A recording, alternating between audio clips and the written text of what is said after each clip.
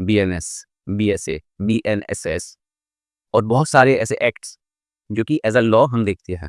तो आज हम बात करने वाले हैं कि लॉ आया कहाँ से। तो आज हम सोर्सेज क्या हैं लॉ के, उनके बारे में बात करेंगे। पहला, लेजिस्लेशन, ठीक है, विधायिका जिसे हम बोलते हैं, ठीक है। आपका लोकसभा राज्यसभा जो है वो भी लॉज बनाते हैं, मोस्टली वही लॉज बनाते हैं, ठीक है। ये जो आपका बीएनएस, बीएनएसएस और बीएसए जो है वो किसने बनाया? लेजिस्लेशन है, ठीक है। आपका जो कॉन्स्टिट्यूशन था वो किसने फॉर्म किया? आपके लेजिस्लेशन है, ठीक है। तो जो मेन सोर्स ऑफ लॉज है वो क्या है? लेजिस्लेशन। तो अब हम समझते हैं कि दूसरा सोर्स क्या है, तो वो है आपका कस्टम्स। जो भी आपकी मान्यताएं हैं, जो भी आपकी फेथ्स हैं, उससे कोई अगर लॉ ड्राइव करता है तो वो उसका सोर्स क्या है? आपके कस्टम्स, ठीक है। बहुत से होता है कि ठीक है कि आप किसी भी देवी या देवता या आप किसी भी एक चीज़ में आपकी मान्यता है, ठीक है।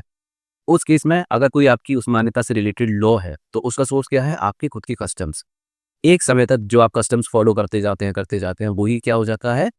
आपके लॉज भी बन जाते हैं, ठीक है। जैसे अगर आपको मैरिज करना है तो एक जजमेंट में बोला गया था कि अगर आप हिंदू हैं और आपने मैरिज की है तो वो मैरिज वैलिड है कि नहीं, ये डिपेंड करेगा कि आपने जो मैरिज किया है वो सप्तपदी विवाह था कि नहीं, ठीक है। जो भी 7 मेन जो रिचुअल्स होते हैं वो आपने फॉलो किए थे कि नहीं, तभी वो मैरिज आपकी वैलिड मानी जाएगी, ठीक है।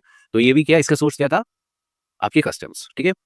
जुडिशियल डिसीजन, बहुत सी केसेस में क्या होता है कि जो आपके लॉज हैं वो आपका कौन बनाता है? जुडिशरी भी बना देती है। इन केस अगर जुडिशरी को देख रहा है कि जैसे कि आपका चाइल्ड लेबर से रिलेटेड केस है, ठीक है।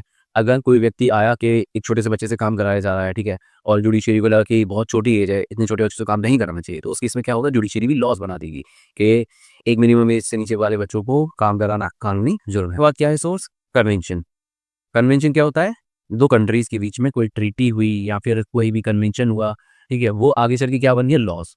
अब जो कोई कंट्री के बीच में कन्वेंशन हुआ कि इस पॉइंट से आगे अगर आप क्रॉस करते हैं तो आप मतलब वो कोई क्राइम कमिट कर देंगे, तो ये भी क्या है? एक लॉ बन गया, ठीक है। अब ये किस तरीके से बना? ये कन्वेंशन के थ्रू बना, ठीक है। तो एक और सोर्स हो गया आपके पास, वो है कन्वेंशन। उसके बाद इक्विटी एंड कंसाइज, ठीक है, आपका अपना विवेक। बहुत बार होता है कि कुछ ऐसे केसेस आ जाते हैं जिसमें आपको अपना कंसाइज़ भी यूज़ करना पड़ता है, ठीक है? अपना विवेक भी यूज़ करना पड़ता है, अपना दिमाग भी यूज़ करना पड़ता है, ठीक है? कई बार होता है ना कि कुछ ऐसे केस आ जाते हैं जिसमें आपके कुछ लॉज़ ही नहीं हैं उन सारी चीज़ों से रिलेटेड, ठीक है? जो भी केस आया उससे रिलेटेड कोई लॉज़ ही नहीं है। तो उस केस में जजेस क्या करेंगे? उस केस में जजेस क्या करेंगे? अपना कंसाइज़ यूज़ करेंगे, अपना दिमाग यूज़ करेंगे और फिर एक नया लॉ बनाएँगे। तो बहुत बार कंसाइज़ और इक्विटी इसके बेसिस पे भी लॉज़ बनते हैं, ठीक है? तो इस वीडियो में हमने समझा कि सोर्स ऑफ लॉ सबसे मेन जो है वो आपका लेजिस्लेशन, उसके बाद आपका कस्टम, उसके बाद आपका जुडिशरी, उसके बाद आपका कन्वेंशन, उसके बाद आपका इक्विटी एंड कंसाइज।